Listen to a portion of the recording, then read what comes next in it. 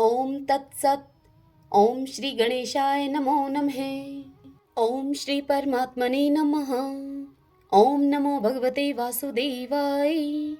आज श्रीमद् भागवत महापुराण कथा तृतीय स्कंद। भगतजनों, आज से हम श्रीमद् भागवत महापुराण से तृतीय स्कंद की कथाओं में अध्याय 1, 2 और 3 की कथा सुनेंगे।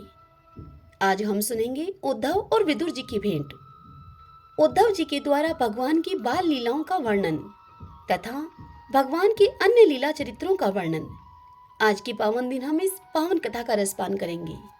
ओम श्री राधा कृष्णाभ्याम नमो नमः।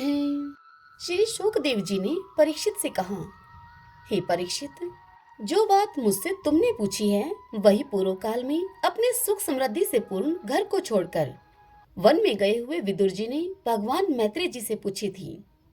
जब सर्वेश्वर भगवान श्री कृष्ण पांडवों के दूत बनकर गए थे, तब वे दुर्योधन के महलों को छोड़कर उसे विदुर जी के घर में उसे अपना समझते हुए बिना बुलाए ही वहां चले गए थे। शुकदेव जी की यह बात सुनकर राजा परीक्षित ने उनसे पूछा, हे प्रभु, यह तो बतलाइए कि भगवान मैत्रेय के साथ विदुर जी का समागम कहाँ और किस समय हुआ था। पवित्र आत्मा विदुर ने महात्मा मैत्रेय जी से कोई साधारण प्रश्न तो किया नहीं होगा, क्योंकि उसे तो मैत्रेय जी जैसे साधु शिरोमणि ने अभिनंदन पूर्वक उत्तर देकर महिमान्वित किया था। सूत जी कहते हैं कि हे शौनक आदि ऋषियों, सर्वज्ञ शुकदेव जी ने राजा परीक्षित के इस प्रकार पूछने पर उनसे अति प्रसन्न होकर इस प्रकार कहा। सुनिए। श्री शुकदेव जी कहने लगे, हे परीक्षित, यह उन दिनों की बात है जब अंधे राजा धृतराष्ट्र ने अन्यान्य पूर्वक अपने दुष्ट पुत्रों का पालन पोषण करते हुए अपने छोटे भाई पांडु के अनाथ बालकों को लाक्षा भवन में भेजकर आग लगवा दी थी। जब उनकी पुत्रवधू और महाराज युधिष्ठिर की पटरानी द्रौपदी के केश दुष्ट दुशासन ने भरी सभा में खींचे, उस समय द्रौपदी की आंखों से आंसुओं की धारा बह चली और उस प्रवाह से उसके वक्ष तल पर लगा हुआ केसर भी बह चला। किंतु धृतराष्ट्र ने अपने पुत्र को उस कुकर्म से नहीं रोका। दुर्योधन ने सत्यपरायण और भोले भाले युधिष्ठिर का राज्य जुए में अन्याय से जीत लिया और उन्हें वन में निकाल दिया। किंतु वन से लौटने पर प्रतिज्ञा अनुसार जब उन्होंने अपना न्यायोचित पृथक भाग मांगा, तब भी मोहवश उन्होंने उन अजात शत्रु युधिष्ठिर को उनका हिस्सा नहीं दिया। महाराज युधिष्ठिर के भेजने पर जब जगत गुरु भगवान श्री कृष्ण ने कौरवों की भरी सभा में हित भरे सुमधुर वचन कहे, जो भीष्म आदि सज्जनों को अमृत से लगे, परंतु गुरुराज ने उनके कथन को कुछ भी आदर नहीं दिया। देते भी कैसे, उनके तो सारे पुण्य नष्ट हो चुके थे। फिर जब सलाह के लिए विदुर जी को बुलाया गया, तब मंत्रियों में श्रेष्ठ विदुर जी ने राज्य भवन में जाकर बड़े भाई धृतराष्ट्र के पूछने पर उन्हें वह सम्मति दी जिसे नीति शास्त्र के जानने वाले पुरुष विदुर नीति कहते हैं। उन्होंने कहा कि महाराज, आप अजात शत्रु महात्मा युधिष्ठिर को उनका हिस्सा दे दीजिए। वे आपके न सहने योग्य अपराध को भी सह रहे हैं। भीम रूप काले नाग से तो आप भी बहुत डरते हैं। देखिए, वह अपने छोटे भाइयों के सहित बदला लेने के लिए बड़े क्रोध से फुफकारे मार रहा है। आपको पता नहीं, भगवान श्री कृष्ण ने पांडवों को अपना लिया है। वे यदुवीरों के आराध्य देव इस समय अपनी राजधानी द्वारकापुरी में विराजमान हैं। उन्होंने पृथ्वी के सभी बड़े बड़े राजाओं को अपने अधीन कर लिया है तथा ब्राह्मण और देवता भी उन्हीं के पक्ष में हैं। जिसे आप पुत्र मानकर पाल रहे हैं तथा जिसकी हाँ में हाँ मिलाते जा रहे हैं, उस दुर्योधन के रूप में तो मूर्तिमान दोष ही आपके घर में घुस बैठा है। यह तो साक्षात भगवान श्री कृष्ण से द्वेष करने वाला है। इसी के कारण आप भगवान श्री कृष्ण से विमुख होकर श्रीहीन हो रहे हैं। अतएव यदि आप अपने कुल की कुशल चाहते हैं तो इस दुष्ट को तुरंत ही त्याग दीजिए।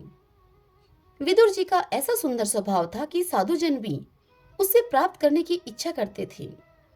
किंतु उनकी यह बात सुनते ही कर्ण, दुशासन और शकुनि के सहित दुर्योधन के होठ अत्यंत क्रोध से फड़कने लगे और फिर उस दुर्योधन ने उनका तिरस्कार करते हुए इस प्रकार कहा, दुर्योधन ने कहा, अरे इस कुटिल दासी पुत्र को यहाँ किसने बुलाया है?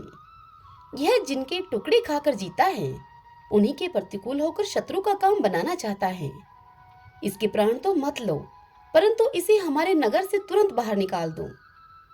भाई के सामने ही कानों में बाण के समान लगने वाले इन अत्यंत कठोर वचनों से मर्माहत होकर भी विदुर जी ने कुछ बुरा नहीं माना और भगवान की माया को प्रबल समझकर अपना धनुष राजद्वार पर रख दिया और वे हस्तिनापुर से चल दिए।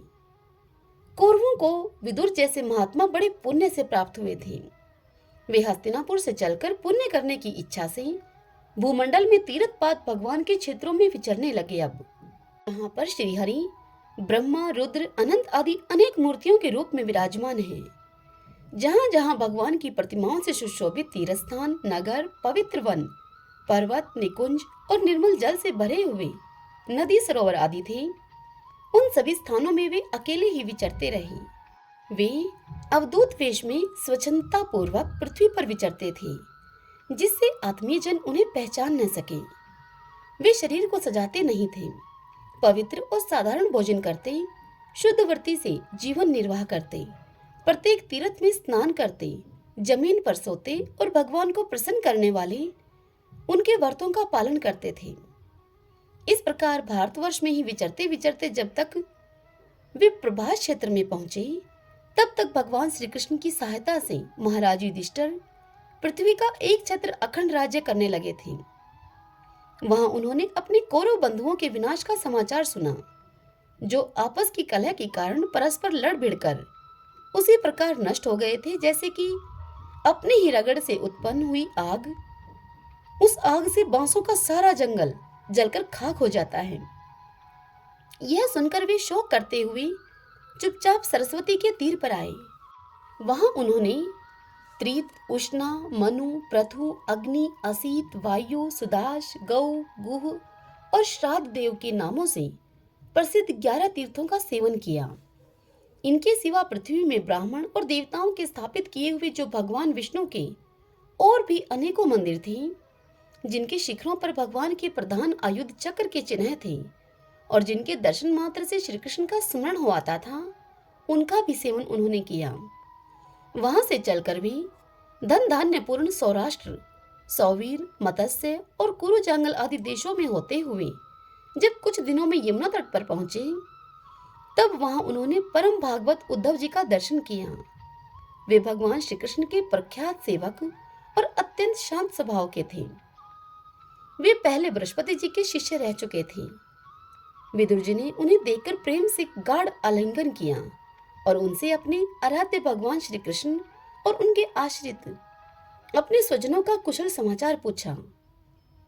विदुर जी उद्धव जी से कहने लगे, हे उद्धव जी, पुराण पुरुष बलराम जी और श्री कृष्ण ने अपने ही नाभि कमल से उत्पन्न हुए ब्रह्मा जी की प्रार्थना से इस जगत में अवतार लिया है। वे पृथ्वी का भार उतारकर सबको आनंद देते हुए अब वासुदेव जी के घर कुशल से तो रह रहे हैं ना। हे प्रियवर, हम कुरुवंशियों के परम सुहृदय और पूज्य वासुदेव जी, जो पिता के समान उदारता पूर्वक अपनी कुंती आदि बहनों को उनके स्वामियों का संतोष कराते हुए उनकी सभी मनचाही वस्तुएं देते आए हैं, आदर पूर्वक तो है ना। हे प्यारे उद्धव जी, यादवों के सेनापति वीरवर प्रद्युम्न जी तो प्रसन्न है ना, जो पूर्व जन्म में कामदेव थे तथा जिन्हें देवी रुक्मणी जी ने ब्राह्मणों की आराधना करके भगवान से प्राप्त किया था। सातवत, वृष्णि, भोज और दासारह वंशी यादवों के अधिपति महाराज उग्रसेन तो सुख से है ना, जिन्होंने राज्य पाने की आशा का सर्वथा परित्याग कर दिया था, किंतु कमल नयन भगवान श्री कृष्ण ने जिन्हें फिर से राज सिंहासन पर बिठाया। हे सौम्य उद्धव जी, अपने पिता श्री कृष्ण के समान समस्त रथियों में अगर गण्य श्री कृष्ण तन्ने सांब सुकुशल तो है ना। ये पहले पार्वती जी के द्वारा गर्भ में धारण किए हुए स्वामी कार्तिक हैं। अनेकों व्रत करके जामवंती ने इन्हें जन्म दिया था, जिन्होंने अर्जुन से रहस्य युक्त धनुर्विद्या की शिक्षा पाई है। वे सात्विकी तो कुशल पूर्वक है ना। वे भगवान श्री कृष्ण की सेवा से अनायास ही भगवत जनों की उस महान स्थिति पर पहुंच गए हैं जो बड़े बड़े योगियों को भी दुर्लभ है।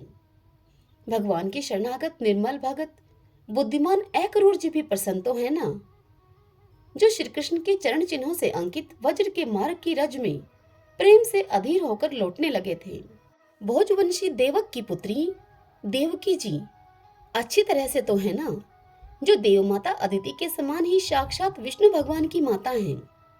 जैसे वेदत्रयी यज्ञ विस्तार रूप अर्थ को अपने मंत्रों में धारण किए रहती हैं, उसी प्रकार उन्होंने भगवान श्री कृष्ण को अपने गर्भ में धारण किया था। आप भगतजनों की कामनाएं पूर्ण करने वाले भगवान अनिरुद्ध जी सुख पूर्वक तो है ना, जिन्हें शास्त्र वेदों के आदि कारण और अंतःकरण चतुष्टय के चौथे अंश मन के अधिष्ठाता बतलाते हैं। सौम्य स्वभाव उद्धव जी अपने हृदयेश्वर भगवान श्री कृष्ण का अनन्य भाव से अनुसरण करने वाले, जो हार्दिक सत्यभामानंदन चारुदेशन और गद आदि अन्य भगवान के पुत्र हैं, वे सब भी कुशल पूर्वक है ना। महाराज युधिष्ठिर अपनी अर्जुन और श्री कृष्ण रूप दोनों भुजाओं की सहायता से धर्म मर्यादा का न्याय पूर्वक पालन करते हैं ना। मैं दानव की बनाई हुई सभा में इनके राजवैभव और दबदबे को देखकर दुर्योधन को बड़ा डाह हुआ था। अपराधियों के प्रति अत्यंत असहिष्णु भीमसेन ने सर्प के समान दीर्घकालीन क्रोध को छोड़ दिया है क्या? जब वे गदा युद्ध में तरह तरह के पैंतरे बदलते थे, तब उनके पैरों की धमक से धरती डोलने लगती थी। जिनके बाणों के जाल से छिपकर किरात वेशधारी अतएव किसी की पहचान में न आने वाले भगवान शंकर प्रसन्न हो गए थे, वे रथी और योद्धपतियों का सुयश बढ़ाने वाले गांडीवधारी अर्जुन तो प्रसन्न है ना। अब तो उनके सभी शत्रु शांत हो चुके होंगे। पलक जिस प्रकार नेत्रों की रक्षा करती है, उसी प्रकार कुंती के पुत्र युधिष्ठिर आदि जिनकी सर्वदा संभाल रखते हैं, और कुंती ने ही जिनका पालन पोषण किया है, वे माद्री के यमज पुत्र नकुल सहदेव कुशल से तो है ना। उन्होंने युद्ध में शत्रु से अपना राज्य उसी प्रकार छीन लिया जैसे कि 2 गरुड़ इंद्र के मुख से अमृत निकाल लाए। अहो, बेचारी कुंती तो राज ऋषि श्रेष्ठ पांडु के वियोग में मृत प्राय सी होकर भी इन बालकों के लिए ही प्राण धारण किए हुए हैं। रथियों में श्रेष्ठ महाराज पांडु ऐसे अनुपम वीर थे कि उन्होंने केवल एक धनुष लेकर ही अकेले चारों दिशाओं को जीत लिया था। सौम्य स्वभाव उद्धव जी, मुझे तो अधः पतन की ओर ले जाने वाले उन धृतराष्ट्र के लिए बार बार शोक होता है, जिन्होंने पांडवों के रूप में अपने परलोकवासी भाई पांडु से ही द्रोह किया तथा अपने पुत्रों की हाँ में हाँ मिलाकर अपने हित चिंतक मुझको भी नगर से निकलवा दिया। किंतु भाई, मुझे इसका कुछ भी खेद अथवा आश्चर्य नहीं है। जगत विधाता भगवान श्री कृष्ण ही मनुष्यों की सी लीलाएं करके लोगों की मनोवृत्तियों को भ्रमित कर देते हैं। मैं तो उन्हीं की कृपा से उनकी महिमा को देखता हुआ दूसरों की दृष्टि से दूर रहकर सह आनंद विचर रहा हूँ। यद्यपि कौरवों ने उनके बहुत से अपराध किए, फिर भी भगवान ने उनकी उपेक्षा इसलिए कर दी थी कि वे उनके साथ उन दुष्ट राजाओं को भी मारकर अपने शरणागतों का दुख दूर करना चाहते थे, जो धन विद्या और जाति के मद से अंधे होकर कुमार्गामी हो रहे थे और बार बार अपनी सेनाओं से पृथ्वी को कपा रहे थे। हे उद्धव जी, भगवान श्री कृष्ण जन्म और कर्म से रहित हैं, फिर भी दुष्टों का नाश करने के लिए और लोगों को अपनी ओर आकर्षित करने के लिए उनके दिव्य जन्म कर्म हुआ करते हैं। नहीं तो भगवान की तो बात ही क्या। दूसरे जो लोग गुणों से पार हो गए हैं, उनमें भी ऐसा कौन है जो इस कर्माधीन देह के बंधन में पड़ना चाहेगा।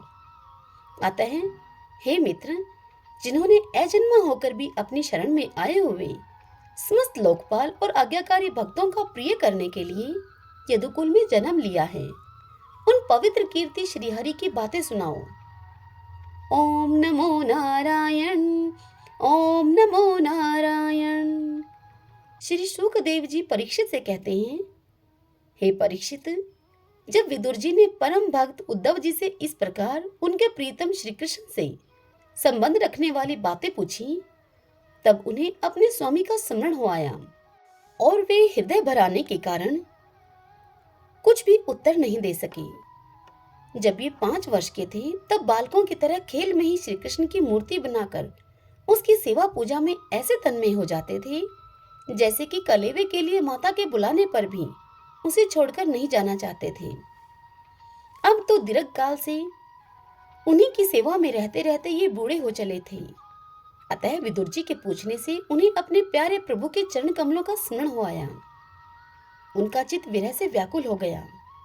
फिर वे कैसे उत्तर दे सकते थे। उद्धव जी श्री कृष्ण के चरणारविंद मकरंद सुधा से सरोबार होकर 2 घड़ी तक कुछ भी नहीं बोल सके। तीव्र भक्ति योग से उसमें डूबकर वे आनंद मगन हो गए। उनके सारे शरीर में रोमांच हो आया तथा मुंदे हुए नेत्रों से प्रेम के आंसुओं की धारा बहने लगी। उद्धव जी को इस प्रकार प्रेम प्रवाह में डूबे हुए देखकर विदुर जी ने उन्हें कृतकृत्य माना।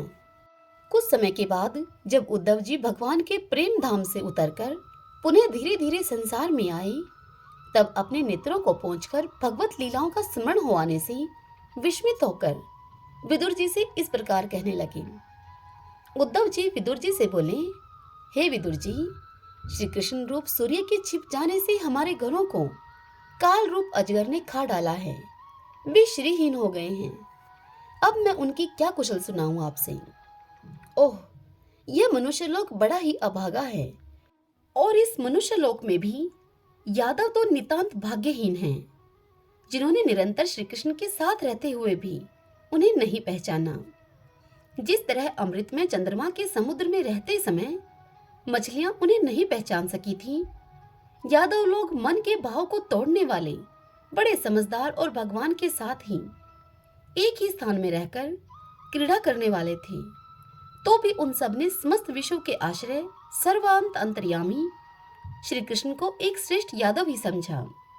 किंतु भगवान की माया से मोहित इन यादवों और इनसे व्यर्थ का वैर ठानने वाले शिशुपाल आदि की अवहेलना और निंदा सूचक वाक्यों से भगवत प्राण महानुभावों की बुद्धि भ्रम में नहीं पड़ती थी। जिन्होंने कभी तप नहीं किया, उन लोगों को भी इतने दिनों तक दर्शन देकर अब उनकी दर्शन लालसा को तृप्त किए बिना ही वे भगवान श्री कृष्ण अपने त्रिभुवन मोहन श्री विग्रह को छिपाकर अंतर्ध्यान हो गए हैं और इस प्रकार उन्होंने मानो उनके नेत्रों को ही छीन लिया है। भगवान ने अपनी योगमाया का प्रभाव दिखाने के लिए मानव लीलाओं के योग्य जो दिव्य श्री विग्रह प्रकट किया था, वह इतना सुंदर था कि उसे देखकर सारा जगत तो मोहित हो ही जाता था, वे स्वयं भी विस्मित हो जाते थे। सौभाग्य और सुंदरता की प्रकाष्ठा थी उस रूप में। उससे आभूषण अर्थात अंगों के गहने भी विभूषित हो जाते थे। धर्मराज युधिष्ठिर के राजसू यज्ञ में जब भगवान के उस नैनाभिराम रूप पर लोगों की दृष्टि पड़ी थी, तब त्रिलोकी ने यही माना था कि मानव सृष्टि की रचना में विधाता की जितनी चतुराई है, सब इसी रूप में पूरी हो गई है। उनके प्रेम पूर्ण हास्य विनोद और लीलामय चितवन से सम्मानित होने पर ब्रिज बालाओं की आंखें उन्हीं की ओर लग जाती थी और उनका चित्त भी ऐसा तल्लीन हो जाता था कि वे घर के काम धंधों को अधूरा ही छोड़कर जड़ पुतलियों की तरह खड़ी रह जाती थी। चराचर जगत और प्रकृति के स्वामी भगवान ने जब अपने शांत रूप महात्माओं को अपने ही घोर रूप असुरों से सताए जाते देखा, तब वे करुणा भाव से द्रवित हो गए और अजन्मा होने पर भी अपने अंश बलराम जी के साथ काष्ठ में अग्नि के समान प्रकट हुए। अजन्मा होकर भी वासुदेव जी के यहाँ जन्म लेने की लीला करना, सबको अभय देने वाले होने पर भी मानो कंस के भय से ब्रिज में जाकर छिपे रहना और अनंत पराक्रमी होने पर भी काल यवन के सामने मथुरापुरी को छोड़कर भाग जाना। हे विदुर जी, भगवान की ये लीलाएं याद आकर मुझे बेचैन कर डालती हैं। उन्होंने जो देवकी वासुदेव की चरण वंदना करके कहा था कि माताजी, पिताजी, कंस का बड़ा भय रहने के कारण मुझसे आपकी कोई सेवा न बन सकी, आप मेरे इस अपराध पर ध्यान न देकर मुझ पर प्रसन्न हो। श्री कृष्ण की ये बातें जब मुझे याद आती हैं, तब आज भी मेरा चित्त अत्यंत व्यथित हो जाता है। जिन्होंने काल रूप अपने भ्रकुटी विलास से ही पृथ्वी का सारा भार उतार दिया था, उन श्री कृष्ण के पाद पदम पराग का सेवन करने वाला ऐसा कौन पुरुष है जो उसे भूल सके। आप लोगों ने राजसूय यज्ञ में प्रत्यक्ष देखा था कि श्री कृष्ण से द्वेष करने वाले शिशुपाल को वह सिद्धि मिल गई जिसकी बड़े बड़े योगी भली भांति योग साधना करके सप्राह करते रहते हैं। उनका विरह भला कौन सह सकता है। शिशुपाल के ही समान महाभारत युद्ध में जिन दूसरे योद्धाओं ने अपनी आंखों से भगवान श्री कृष्ण के नैनाभिराम मुख कमल का मकरंद पान करते हुए अर्जुन के बाणों से बींध कर प्राण त्याग किया, वे पवित्र होकर सब के सब भगवान के परम धाम को प्राप्त हो गए। स्वयं भगवान श्री कृष्ण तीनों लोकों के अधीश्वर हैं। उनके समान भी कोई नहीं है, उनसे बढ़कर तो कौन होगा। वे अपने स्वतः सिद्ध ऐश्वर्य से ही सर्वदा पूर्ण काम हैं। इंद्र आदि असंख्य लोकपालगण नाना प्रकार की भेंटें ला लाकर अपने अपने मुकुटों के अग्रभाग से उनके चरण रखने की चौकी को प्रणाम किया करते हैं। हे विदुर जी, वे ही भगवान श्री कृष्ण राज सिंहासन पर बैठे हुए उग्रसेन के सामने खड़े होकर निवेदन करते थे, देव हमारी प्रार्थना सुनिए। उनके इस सेवा भाव की याद आते ही हम जैसे सेवकों का चित्त अत्यंत व्यथित हो जाता है। पापनी पूतना ने अपने स्तनों में हलाहल विष लगाकर श्री कृष्ण को मार डालने की नीयत से उन्हें दूध पिलाया था। उसको भी भगवान ने वह परम गति दी जो दाय को मिलनी चाहिए। उन भगवान श्री कृष्ण के अतिरिक्त और कौन दयालु है जिसकी शरण ग्रहण करे। मैं असुरों को भी भगवान का भक्त समझता हूँ, क्योंकि वैर भाव जनित क्रोध के कारण उनका चित्त सदा श्री कृष्ण में लगा रहता था और उन्हें रणभूमि में सुदर्शन चक्रधारी भगवान को कंधे पर चढ़ाकर झपटते हुए गरुड़ जी के दर्शन हुआ करते थे। ब्रह्मा जी की प्रार्थना से पृथ्वी का भार उतारकर उसे सुखी करने के लिए कंस के कारागार में वासुदेव देवकी के यहाँ भगवान ने अवतार लिया था। उस समय कंस के डर से पिता वासुदेव जी ने उन्हें नंद बाबा के ब्रज में पहुंचा दिया था। वहां वे बलराम जी के साथ 11 वर्ष तक इस प्रकार छिपकर रहे कि उनका प्रभाव ब्रज के बाहर किसी पर प्रकट नहीं हुआ हो। यमुना के उपवन में जिसके हरे भरे वृक्षों पर कलरव करते हुए पक्षियों के झुंड रहते हैं, भगवान श्री कृष्ण ने बछड़ों को चराते हुए ग्वाल बालों की मंडली के साथ विहार किया था। वे ब्रजवासियों की दृष्टि आकृष्ट करने के लिए अनेकों बाल लीलाएं उन्हें दिखाते थे।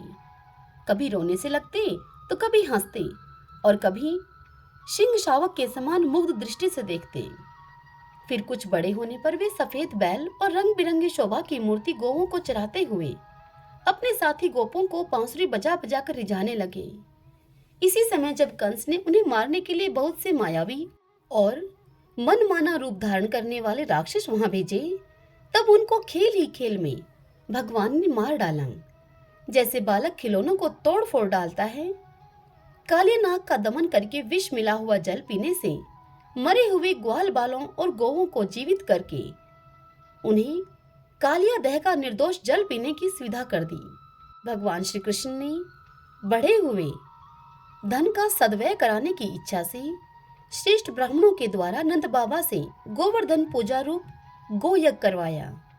हे भद्र, इससे अपना मान भंग होने के कारण जब इंद्र ने क्रोधित होकर ब्रज का विनाश करने के लिए मूसलाधार जल बरसाना आरंभ किया, तब भगवान ने करुणावश खेल ही खेल में छत्ते के समान गोवर्धन पर्वत को उठा लिया और अत्यंत घबराए हुए ब्रजवासियों की तथा उनके पशुओं की रक्षा की।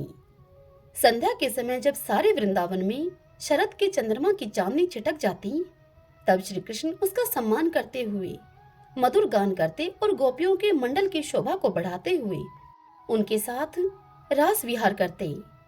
ओम नमो नारायण, ओम नमो नारायण। उद्धव जी विदुर जी से कहते हैं, हे विदुर जी, इसके बाद श्री कृष्ण अपने माता पिता देवकी और वसुदेव को सुख पहुंचाने की इच्छा से बलदेव जी के साथ मथुरा पधारे और उन्होंने शत्रु समुदाय के स्वामी कंस को ऊंचे सिंहासन से नीचे पटककर तथा उसके प्राण लेकर उसकी लाश को बड़े जोर से पृथ्वी पर घसीटा। हे विदुर जी, सांदीपनी मुनि के द्वारा एक बार उच्चारण किए हुए सांगोपांग वेद का अध्ययन करके दक्षिणा स्वरूप उनके मरे हुए पुत्र को पंचजन नामक राक्षस के पेट से यमपुरी से लाकर उन्होंने दिया। भीष्मक नंदनी रुक्मणी के सौंदर्य से अथवा रुक्मी के बुलाने से जो शिशुपाल और उसके सहायक वहां आए हुए थे, उनके सिर पर पैर रखकर गांधर्व विधि के द्वारा विवाह करने के लिए अपनी नित्य संगिनी रुक्मणी को वे वैसे ही हरण कर लाए जैसे कि गरुड़ अमृत कलश को ले आए थे। स्वयंवर में 7 बिना नथे हुए बैलों को नाथ कर नागन जीती अर्थात सत्या से विवाह किया। इस प्रकार मानभंग हो जाने पर मूर्ख राजाओं ने शस्त्र उठाकर राजकुमारी को छीनना चाहा। तब भगवान श्री कृष्ण ने स्वयं बिना घायल हुए अपने शस्त्रों से उन्हें मार डाला। भगवान श्री कृष्ण विषयी पुरुषों की सी लीला करते हुए अपनी प्राण प्रिया सत्यभामा को प्रसन्न करने की इच्छा से उनके लिए स्वर्ग से कल्प वृक्ष उखाड़ लाए। उस समय इंद्र ने क्रोध से अंधे होकर अपने सैनिकों के सहित उन पर आक्रमण कर दिया, क्योंकि वह निश्चय ही अपनी स्त्रियों का क्रीड़ा मृग बना हुआ है। अपने विशाल डील डोल से आकाश को भी ढक देने वाले अपने पुत्र भौमासुर को भगवान के हाथ से मरा हुआ देखकर पृथ्वी ने जब उनसे प्रार्थना की, तब उन्होंने भौमासुर के पुत्र भगदत्त को उसका बचा हुआ राज्य देकर उसके अंतःपुर में प्रवेश किया। वहां भौमासुर के द्वारा हर कर लाई हुई बहुत सी राजकन्याएं थीं। वे दीनबंधु श्री कृष्णचंद्र को देखते ही खड़ी हो गईं और सबने महान हर्ष, लज्जा एवं प्रेम पूर्ण चितवन से तत्काल ही भगवान को पति के रूप में वर्ण कर लिया। तब भगवान ने अपनी निज शक्ति योग माया से उन ललनाओं के अनुरूप उतने ही रूप धारण करके उन सबका अलग अलग महलों में एक ही मुहूर्त में विधिवत पाणी ग्रहण किया। अपनी लीला का विस्तार करने के लिए उन्होंने उनमें से प्रत्येक के गर्भ से सभी गुणों में अपने ही समान 10-10 पुत्र उत्पन्न किए। जब कालयवन, जरासंध और शाल्व आदि ने अपनी सेनाओं से मथुरा और द्वारकापुरी को घेरा था, तब भगवान ने निज जनों को अपनी अलौकिक शक्ति देकर उन्हें स्वयं मरवाया था। शंबर, द्विविद, बाणासुर, मुर, बलवल तथा दंतक्वत्र आदि अन्य योद्धाओं में से भी किसी को उन्होंने स्वयं मारा था और किसी को दूसरों से मरवाया। इसके बाद उन्होंने आपके भाई धृतराष्ट्र और पांडु के पुत्रों का पक्ष लेकर आए हुए राजाओं का भी संहार किया, जिनके सेना सहित कुरुक्षेत्र में पहुंचने पर पृथ्वी डगमगाने लगी थी। कर्ण, दुशासन और शकुनी की खोटी सलाह से जिसकी आयु और शरीर दोनों नष्ट हो चुकी थी, तथा भीमसेन की गदा से जिसकी जांग टूट चुकी थी, उस दुर्योधन को अपने साथियों के सहित पृथ्वी पर पड़ा हुआ देखकर भी उन्हें प्रसन्नता नहीं हुई। वे सोचने लगे कि यदि द्रोण, भीष्म, अर्जुन और भीमसेन के द्वारा इस 18 अक्षौणी सेना का विपुल संहार भी हो गया, तो इससे पृथ्वी का कितना भार हल्का हुआ। अभी तो मेरे अंश रूप प्रद्युम्न आदि के बल से बढ़े हुए यादवों का 2 सहदल बना ही हुआ है। जब ये मधुपान से मतवाले हो लाल लाल आंखें करके आपस में लड़ने लगेंगे, तब उससे ही इनका नाश होगा। इसके सिवा और कोई उपाय नहीं है। असल में मेरे संकल्प करने पर भी ये स्वयं ही अंतर्ध्यान हो जाएंगे। इस प्रकार सोचकर भगवान ने युधिष्ठिर को अपनी पैतृक राजगद्दी पर बैठाया और अपने सभी सगे संबंधियों को सत्पुरुषों का मार्ग दिखलाकर आनंदित किया। उत्तरा के उदर में जो अभिमन्यु ने पूर्ववंश का बीज स्थापित किया था, वह भी अश्वत्थामा के ब्रह्मास्त्र से नष्ट सा हो चुका था, किंतु भगवान ने उसे बचा लिया। उन्होंने धर्मराज युधिष्ठिर से 3 अश्वमेध यज्ञ करवाए और वे भी श्री कृष्ण के अनुगामी होकर अपने छोटे भाइयों की सहायता से पृथ्वी की रक्षा करते हुए बड़े आनंद से रहने लगे। विश्वात्मा श्री भगवान ने भी द्वारकापुरी में रहकर लोक और वेद की मर्यादा का पालन करते हुए सब प्रकार के भोग भोगे, किंतु सांख्य योग की स्थापना करने के लिए उनमें कभी आसक्त नहीं हुए। मधुर मुस्कान, स्नेहमयी चितवन, सुधामयी वाणी, निर्मल चरित्र तथा समस्त शोभा और सुंदरता के निवास अपने श्री विग्रह से लोक परलोक और विशेषतः यादवों को आनंदित उन्होंने किया तथा रात्रि में अपनी प्रियाओं के साथ क्षणिक अनुराग युक्त होकर समयोजित विहार किया और इस प्रकार उन्हें भी सुख दिया। इस तरह बहुत वर्षों तक विहार करते करते उन्हें गृहस्थ आश्रम संबंधी भोग सामग्रियों से वैराग्य हो गया। ये भोग सामग्रियां ईश्वर के अधीन हैं और जीव भी उन्हीं के अधीन हैं। जब योगेश्वर भगवान श्री कृष्ण को ही उनसे वैराग्य हो गया, तब भक्ति योग के द्वारा उनका अनुगमन करने वाला भगत तो उन पर विश्वास ही कैसे करेगा। एक बार द्वारकापुरी में खेलते हुए यदुवंशी और भोजवंशी बालकों ने खेल खेल में कुछ मुनीश्वरों को चिढ़ा दिया। तब यादव कुल का नाश ही भगवान को अभिष्ट है, यह समझकर उन ऋषियों ने बालकों को श्राप दे दिया। इसके कुछ ही महीनों के बाद भाविवश वृष्णि, भोज और अंधक वंशी यादव बड़े हर्ष से रथों पर चढ़कर प्रभास क्षेत्र को गए। वहां स्नान करके उन्होंने उस तीर्थ के जल से पितृ, देवता और ऋषियों का तर्पण किया तथा ब्राह्मणों को श्रेष्ठ गोवें दी। उन्होंने सोना, चांदी, शैया, वस्त्र, मृग चर्म, कंबल, पालकी, रथ, हाथी, कन्याएं और ऐसी भूमि जिससे कि जीविका चल सके तथा नाना प्रकार के सरस अन्न भी भगवत तर्पण करके ब्राह्मणों को दिए। इसके पश्चात गौ और ब्राह्मणों के लिए ही प्राण धारण करने वाले उन वीरों ने पृथ्वी पर सिर टेककर उन्हें प्रणाम किया। हरि ओम तत्सत। ओम नमो नारायण।